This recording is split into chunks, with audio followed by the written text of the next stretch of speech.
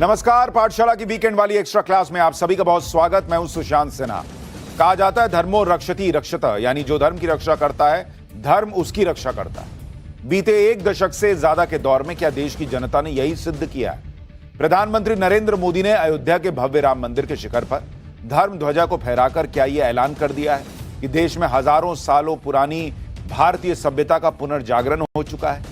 प्राचीन भारतीय संस्कृति की वो महान पहचान जिसे वामपंथी इतिहासकारों के षड्यंत्रों ने मिट्टी में दबाने की कोशिश की, अब वो फिर स्थापित हो चुकी है क्या?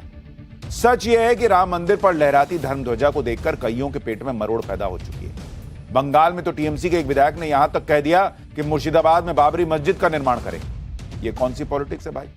आज के चैप्टर में औरंगजेब बाबर फैन क्लब की इसी मानसिकता की बात करूंगा। कहीं ये सेक्युलरिज्म के नाम पर तुष्टीकरण की राजनीति का साइड इफेक्ट तो नहीं है जो 6 से 7 दशक तक लगातार चला। आखिर प्राचीन भारत की सांस्कृतिक विरासत के पुनर्जागरण से दिक्कत किसे है और क्यों है, ये रिपोर्ट देखिए। राम जन्मभूमि के सिद्ध संकल्प के बाद जब भव्य राम मंदिर के शिखर पर धर्म ध्वजा लहराई तो सेक्युलरिज्म का मुखौटा लगाए कई कट्टरपंथी चेहरों के नकाब उतर गए। पश्चिम बंगाल में पहले टीएमसी के विधायक हुमायूं कबीर ने मचलकर कहा कि 6 दिसंबर को बंगाल के मुर्शिदाबाद में बाबरी मस्जिद बनाएंगे, तो अब जमीयते उलेमाए हिंद के अध्यक्ष महमूद मदनी ने जिहाद का दर्शन बांटते राम मंदिर पर सुप्रीम कोर्ट के फैसले तक पर सवाल उठा दिए। बाबरी मस्जिद का शिलान्यास होगी 6 दिसंबर। स्टेट का मेरा नेता सब लोग को संहति दिवस भी उद्यापन होगी। मैं यहाँ का बेलडंगा में एक बाबरी मस्जिद 3 साल के लिए काम चलेगी। बिलखुसूस बाबरी मस्जिद, तलाक सलासा जैसे बहुत से मसालों पर फैसले के बाद ये तासुर आम हो रहा है कि अदालतें हुकूमतों के दबाव में काम कर रही हैं। याद रखिए, सुप्रीम कोर्ट उस वक्त तक ही सुप्रीम कहलाने का मुस्तहिक है जब तक आईन की पाबंदी करे। आखिर मदनी कहना क्या चाहते हैं और कहा किसके इशारे पर जा रहा है? सुप्रीम कोर्ट का नाम लेकर उसके फैसले पर सवाल खड़ा करके उसकी पवित्र निष्पक्षता को संदेह के घेरे में लाकर क्या महमूद मदनी संविधान को सीधी चुनौती नहीं दे रहे? और अगर वो ऐसा कर रहे हैं तो जाहिर है जड़ें कहीं और हैं और गहरी हैं। क्या ये महज संयोग है कि 23 नवंबर को महमूद मदनी के चचा अरशद मदनी ने कहा था कि मुसलमानों के साथ भेदभाव हो रहा है, मुसलमान न्यूयॉर्क लंदन का मेयर बन सकता है लेकिन भारत में मुसलमान किसी मुस्लिम विश्वविद्यालय का वीसी तक नहीं बन पाते, सरकार मुसलमानों को बढ़ने का मौका नहीं देती। तो करीब 6 दिन बाद भतीजे महमूद मदनी ने देश के पवित्र संविधान का नाम लेकर खूब जहर उगला। कहा कि जब जब जुल्म होगा तब तब जिहाद होगा। भरे मंच से यह भी कहा गया कि सुप्रीम कोर्ट को सुप्रीम कहलाने का हक नहीं। मदनी ने यहां तक बोला कि मुर्दा कौमें सरेंडर करती हैं, जिंदा कौमें मुकाबला करती हैं। और वंदे मातरम गीत पर बोले किसी गीत को कौम पर थोप नहीं सकते। मुर्दा कौमें मुश्किलात में मुब्तला नहीं होती, वो तो सरेंडर कर देती है। वो कहेंगे वंदे मातरम पढ़ो तो पढ़ना शुरू कर दे। ये पहचान होगी मुर्दा कौम होने की। और अगर जिंदा कौम है तो फिर हौसला बुलंद करना पड़ेगा। तो देश के भीतर देश के सुप्रीम कोर्ट से लेकर उसके फैसलों तक पर सवाल उठाना, वंदे मातरम गाने न गाने को कौम से जोड़ना और फिर ये भी कहना कि बड़ी ज्यादती है और देश के भीतर डर का माहौल है। इससे बड़ा पाखंड, इससे बड़ा झूठ और क्या हो सकता है? यही वजह है कि महमूद मदनी ने जब ऐसी तकरीर पेश की तो देश के मुसलमानों ने उन्हें उसी भाषा में जवाब भी दिया। देखिए, मौलाना महमूद मदनी साहब ने जो बयान दिया है माननीय सर्वोच्च न्यायालय के लिए और सरकार के लिए, इस बयान में 100% झूठ है। क्योंकि मौलाना मदनी साहब या तो गुमराही की तरफ जा रहे हैं या फिर वो सही चीजों को समझ नहीं पा रहे हैं। मौलाना महमूद मदनी साहब मुसलमानों को भड़काने उकसाने और इश्तियाल दिलाने जैसी बातें कर रहे हैं, उनको हरगिज़ इस तरह की बातें नहीं करना चाहिए। और वो हिंदू मुस्लिम भाईचारे को ख़त्म कर रहे हैं, कौमी एकजहती को पारा पारा कर रहे हैं। भारतीय संस्कृति का सूत्र सर्वधर्म समभाव का रहा है। मोदी राज में वो आज भी कायम है। बस अंदर ये हुआ कि जिस सनातन परंपरा को हिंदू पुनर्जागरण काल कहकर नेहरूवियन नीति में हाशिए पर धकेल दिया गया था, मोदी उसी संस्कृति और परंपरा से देश को जोड़ रहे हैं, उस पर गर्व करने को कह रहे हैं। भारत एक अद्भुत सांस्कृतिक पुनर्जागरण का साक्षी बन रहा है। अयोध्या में राम मंदिर का पुनर्स्थापन, काशी विश्वनाथ धाम का भव्य पुनरुद्धार और उज्जैन में महाकाल महालोक का विस्तार, ये सब हमारे राष्ट्र की उस जागरूकता को प्रकट करते हैं जो अपनी आध्यात्मिक धरोहर को नई शक्ति के साथ उभार रही है। रामायण सर्किट, कृष्ण सर्किट, गया जी के विकास कार्य और कुंभ मेले का अभूतपूर्व प्रबंधन, ये सभी उदाहरण बताते हैं कि आज का भारत अपनी सांस्कृतिक पहचान को नए संकल्प और नए आत्मविश्वास के साथ आगे बढ़ा रहा है। ये जागृति भविष्य की पीढ़ियों को अपनी जड़ों से जुड़े रहने की प्रेरणा देती है। तो क्या मोदी के इसी सांस्कृतिक राष्ट्रवाद के सूत्र और गुलामी की मानसिकता को तोड़ फेंकने के आह्वान को कुछ कट्टरपंथी मौलानाओं ने मुसलमानों को भड़काने और उकसाने का बढ़िया मौका मान लिया? कहीं ऐसा तो नहीं कि औरंगजेब की फिलॉसफी को दिलों में रखने वाले चंद मौलानाओं को भारत की सांस्कृतिक चेतना खटकने लगी है? आखिर बार बार राम मंदिर को निशाने पर क्यों लिया जाता है? वंदे मातरम गीत को लेकर बखेड़ा क्यों होता है? औरंगजेब बाबर के प्रति इतना प्रेम क्यों दिखता है? औरंगजेब ने भरे दरबार में अपना फैसला सुनाया, गुरु तेग बहादुर इस्लाम कबूल कर लें वरना मौत का सामना करना पड़ेगा। गुरु जी ने शांत पर दृढ़ स्वर में साफ मना कर दिया। उनकी अडिगता देख औरंगजेब बौखला गया। उसने आदेश दिया कि गुरु तेग बहादुर जी के शिष्यों को एक एक कर यातनाएं दी जाएं, ताकि गुरु जी डर से टूट जाएं और धर्म परिवर्तन स्वीकार कर लें। उस क्रूर औरंगजेब ने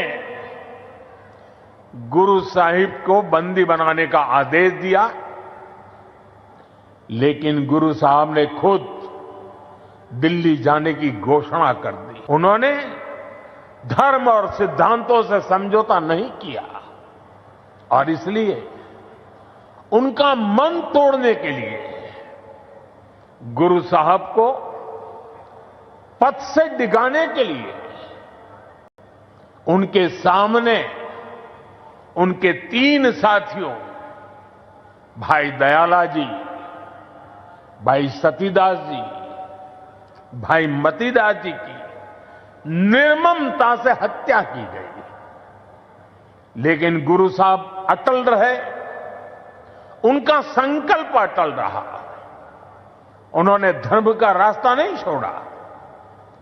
तब की अवस्था में गुरु साहब ने अपना शीश धर्म की रक्षा को समर्पित कर दिया।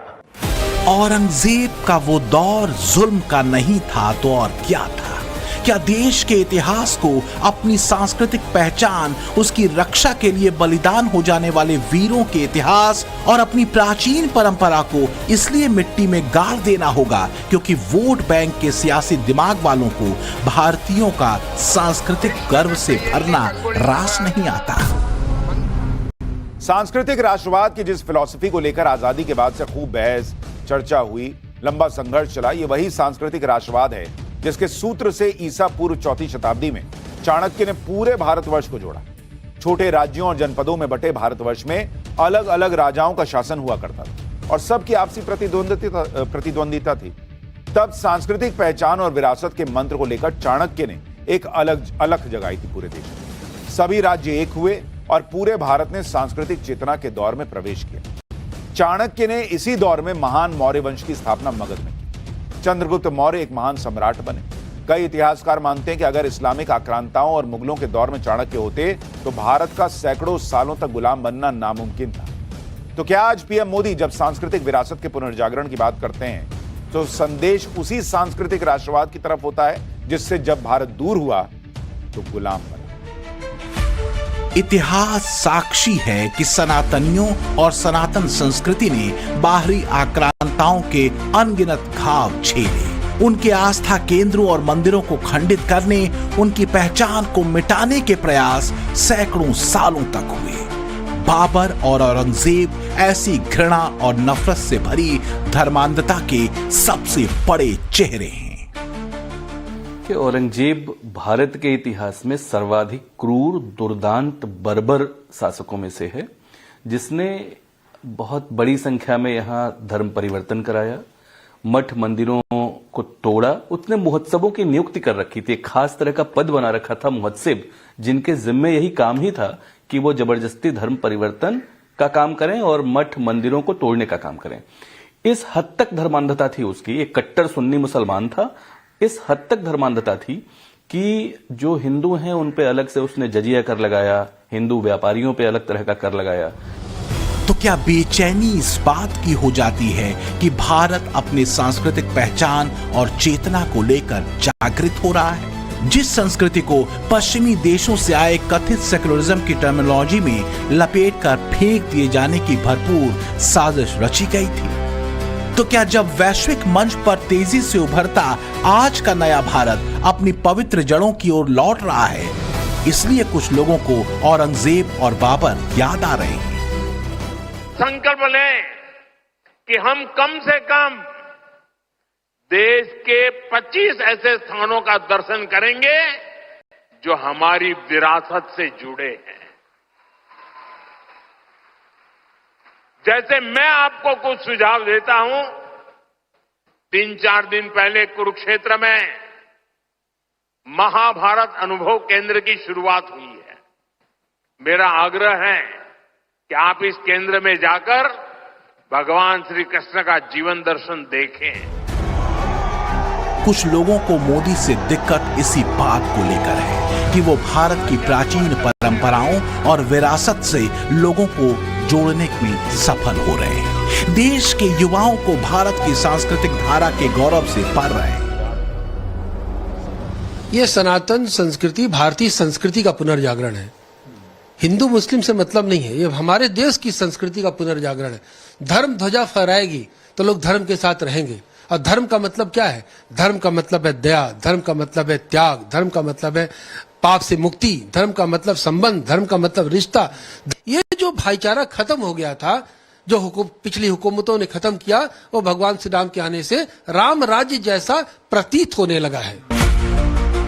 खास बात यह है कि सांस्कृतिक गौरव की ये धारा औरंगजेब, बाबर जैसे किसी दूसरे के प्रति घृणा से भरी नहीं है, बल्कि अपनी अस्मिता, अपनी संस्कृति, अपने दर्शन पर गर्व करने की है, जिसे आजादी के बाद भी तुष्टीकरण की राजनीति में रूढ़िवादी और अवैज्ञानिक बताते हुए वामपंथी इतिहासकारों और तत्कालीन सरकारों ने नेपथ्य में फेंक दिया था। बीते 10 सालों से ज्यादा के वक्त में जब से राष्ट्र ने अपनी पुरानी पहचान और संस्कृति से खुद को जोड़ा, तो भारत किस तेजी से वैश्विक मंच पर उभरा ये दुनिया देख रही है। सैकड़ों सालों की गुलामी और उसके बाद एजेंडाधारी इतिहासकारों के लेखन के जरिए जिस चेतना को करीब करीब खत्म कर दिया गया, वो 2014 में लौटी। सच यही है कि आज औरंगजेब, बाबर जैसों को अपना आदर्श बताने वाले और उनके जुल्मों पर पर्दा डालने वालों का मायाजाल लगभग खत्म हो चुका है। आज का भारत और भारतीय अपने ऐतिहासिक परंपरा और सांस्कृतिक गौरव को जी रहा है। भाई, वरना एक दौर वो भी था जब सोमनाथ मंदिर के जीर्णोद्धार को तब के प्रधानमंत्री जवाहरलाल नेहरू ने हिंदू पुनरुत्थानवाद कहकर देश के राष्ट्रपति डॉक्टर राजेंद्र प्रसाद को वहां जाने से रोका था। तब राजेंद्र बाबू ने उनकी आपत्ति को दरकिनार करते हुए उद्घाटन समारोह में हिस्सा लिया था। तो क्या मोदी के सांस्कृतिक राष्ट्रवाद के सूत्र को कमजोर करने के लिए अब औरंगजेब फैन क्लब एक्टिव हो रहा है?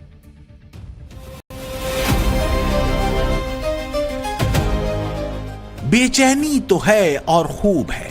बीजेपी कहती है कि यह बेचैनी इसलिए है क्योंकि भारत की सांस्कृतिक चेतना सेक्युलरिज्म के नाम पर देश की सत्ता का सुख भोग रहे परिवारों के लिए भविष्य में सत्ता की दूरी और लंबी कर सकती है, क्योंकि बीते एक दशक में नया भारत अपनी सांस्कृतिक चेतना और गौरव से भरकर लौटा है। औरंगजेब जैसा क्रूर बादशाह मनमानीपन पर उतर आया था। तिलक को मिटाने के लिए, जनेऊ को समाप्त करने के उद्देश्य से उसने देश भर में तो अत्याचार किया ही, लेकिन कश्मीर में जब उसके अत्याचार की पराकाष्ठा आगे बढ़ी, अफगान खान जैसा औरंगजेब का सिपह सालार वहां जाकर के अत्याचार करने लग गया, तब पंडित कृपाराम जी ने जब कहीं शरण नहीं मिली तो गुरु तेग बहादुर जी महाराज की शरण में जाकर के याचना की। तो कहीं ऐसा तो नहीं कि देश का अपनी खोई पहचान या कहीं जड़ों की तरफ मुड़ना कईयों के सीने पर सांप की तरह लौट रहा है, क्योंकि एक दौर वो भी था जब सोमनाथ मंदिर के उद्घाटन को भी तब के प्रधानमंत्री नेहरू ने हिंदू पुनरुत्थानवाद कहते इसका विरोध किया था।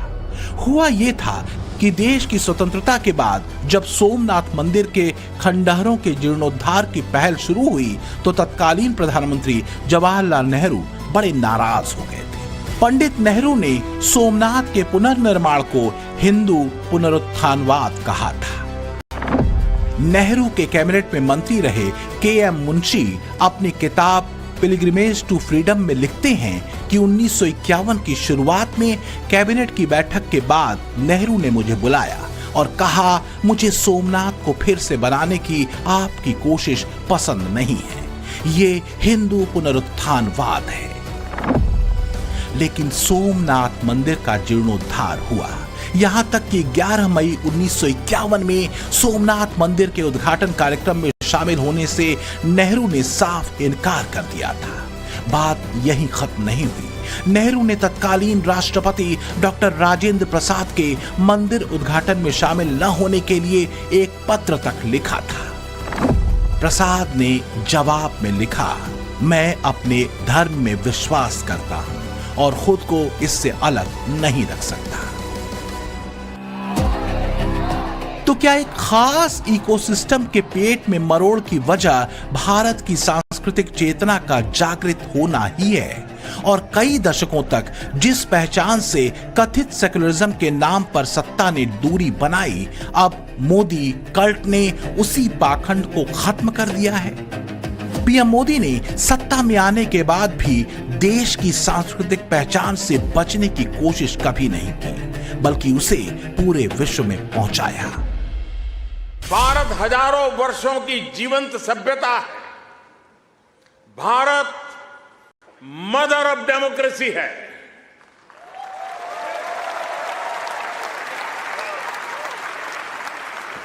हमने समय के अनुसार खुद को ढाला है, लेकिन अपने मूल सिद्धांतों पर, फंडामेंटल्स पर हमेशा टिके रहे हैं।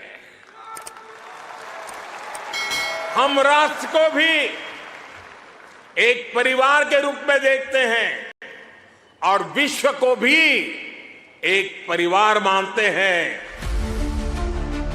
वसुधैव कुटुंबकम का सूत्र भारत के महाउपनिषद का सूत्र है, लेकिन आरोप लगता है कि भारतीय सभ्यता और संस्कृति से जुड़े दर्शन और इतिहास को मिटाकर वामपंथी इतिहासकारों ने तुष्टीकरण की राजनीतिक जमीन तैयार की।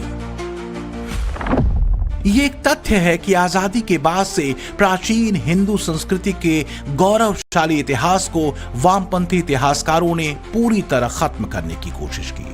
भारतीय दर्शन से लेकर विज्ञान, आस्था और संस्कृत जैसी भाषा और प्राचीन इतिहास को कमतर बताया गया। लेकिन बीते एक दशक से ज्यादा समय में भारत की सांस्कृतिक चेतना फिर लौटी है। वो अपने इतिहास को फिर से जीना चाहती है, जानना चाहती है। वो वामपंथी इतिहासकारों के नैरेटिव से अलग गौरव से भरी भारतीय संस्कृति की विरासत को फिर जीना चाहती है, जिसके सूत्रधार बने हैं पीएम मोदी। धर्मो रक्षति रक्षितः इति घोषणं कृतम्। अस्माभिः मोदी रक्षति रक्षितः। यदि मोदी रक्षितः धर्मः देशः रक्षितः। मोदी हस्ते समग्र विश्वं सुरक्षितं वर्तते इति। नरेंद्र मोदी महोदयः अर्जुन इव। अर्जुनः इन्द्रावतारः। श्रीमध्वाचार्याः वदन्ति अर्जुने नरावेशः वर्तते। अतः नरेंद्र शब्दस्य अर्थः साक्षात् अर्जुनः। यत्र गीता प्रचलति तत्र अर्जुनः आगतः। अतः अर्जुन आगमनेन अस्माकं लक्षकण्ठ गीता समर्पणं संपूर्णम् इति वयं भावयामः। हमने समझने की कोशिश की कि आखिर टीएमसी विधायक हुमायूं कबीर के बयान पर देश के युवा क्या सोचते हैं। जेएनयू के छात्रों ने अपना मत रखा।